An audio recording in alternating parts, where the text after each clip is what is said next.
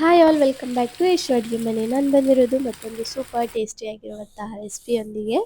ಮಾರ್ನಿಂಗ್ನಲ್ಲಿ ನಮಗೆ ಟೈಮ್ ಇಲ್ಲ ಅಂದರೆ ಈ ರೆಸಿಪಿನ ಟ್ರೈ ಮಾಡ್ಬೋದು. ತುಂಬ ಈಸಿಯಾಗಿ ಒಂದು ಐದೇ ನಿಮಿಷದಲ್ಲಿ ಮಾಡ್ಬೋದು ಈ ರೆಸಿಪಿನ. ಅದಕ್ಕೋಸ್ಕರ ಅಂತ ನಾನು ಇವಾಗ ಒಂದು ಬೌಲ್ ತೊಗೊಂಡು ಒಂದು 2 ಎಗ್ನ ಒಡೆದು ಹಾಕಿದ್ದೀನಿ. ಇವಾಗ ಅದರಲ್ಲಿ ಸಣ್ಣದಾಗಿ ಕಟ್ ಮಾಡ್ಕೊಂಡಿರುವಂಥ ಆನಿಯನ್ ಮತ್ತು ಒಂದು ಗ್ರೀನ್ ಚಿಲ್ಲಿನ ಸಣ್ಣದಾಗಿ ಕಟ್ ಮಾಡಿ ಹಾಕಿದ್ದೀನಿ. ಮತ್ತು ಸಣ್ಣದಾಗಿ ಕಟ್ ಮಾಡ್ಕೊಂಡಿರುವಂಥ ಕೊತ್ತಂಬರಿ ಮತ್ತು ಸಣ್ಣದಾಗಿ ಕಟ್ ಮಾಡ್ಕೊಂಡಿರುವಂಥ ಟೊಮ್ಯಾಟೊನ ಹಾಕಬೇಕು.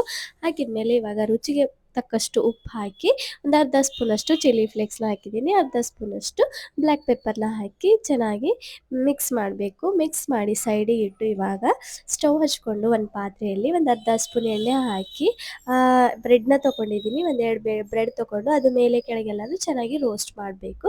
ರೋಸ್ಟ್ ಮಾಡಿ ಅದನ್ನು ಕೂಡ ಸೈಡಿಗೆ ಇಟ್ಟು ಇವಾಗ ಅದೇ ಪಾತ್ರೆಯಲ್ಲಿ ಮತ್ತೊಂದು ಅರ್ಧ ಸ್ಪೂನ್ ಎಣ್ಣೆ ಹಾಕಿ ನಾವು ಮಿಕ್ಸ್ ಮಾಡಿಟ್ಟಿರುವಂತಹ ಎಗ್ ಮಿಕ್ಸ್ಚರ್ನ ಅದ್ರಲ್ಲಿ ಹಾಕಿ ಚೆನ್ನಾಗಿ ಮೇಲೆ ಕೆಳಗೆ ಎಲ್ಲನೂ ಚೆನ್ನಾಗಿ ಅದನ್ನು ಕೂಡ ಬೇಯಿಸಬೇಕು.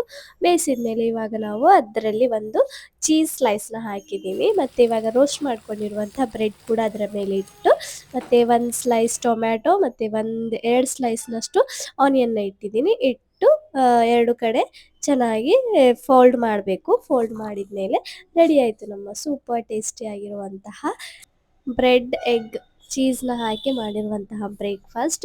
ತುಂಬ ಈಸಿಯಾಗಿ ಮತ್ತು ತುಂಬ ಹೆಲ್ದಿಯಾಗಿರುವಂಥ ರೆಸಿಪಿ ಅಂತಲೇ ಹೇಳ್ಬೋದು. ನಿಮ್ಮ ಹತ್ರ ಟೈಮ್ ಇಲ್ಲ ಅಂದರೆ ಈ ರೆಸಿಪಿನ ಖಂಡಿತವಾಗ್ಲೂ ಟ್ರೈ ಮಾಡಿ. ಈ ವಿಡಿಯೋ ಇಷ್ಟವಾದಲ್ಲಿ ಒಂದು ಲೈಕ್, ಶೇರ್, ಕಾಮೆಂಟ್ ಮತ್ತು ನಮ್ಮ ಚಾನಲ್ನ ಸಬ್ಸ್ಕ್ರೈಬ್ ಮಾಡೋದನ್ನು ಮರಿಬೇಡಿ. ಮತ್ತೊಂದು ವಿಡಿಯೋದಲ್ಲಿ ಮತ್ತೊಂದು ರೆಸಿಪಿಯೊಂದಿಗೆ ಸಿಗ್ತೀನಿ. ಅಲ್ಲಿವರೆಗೂ ಬಾಯ್.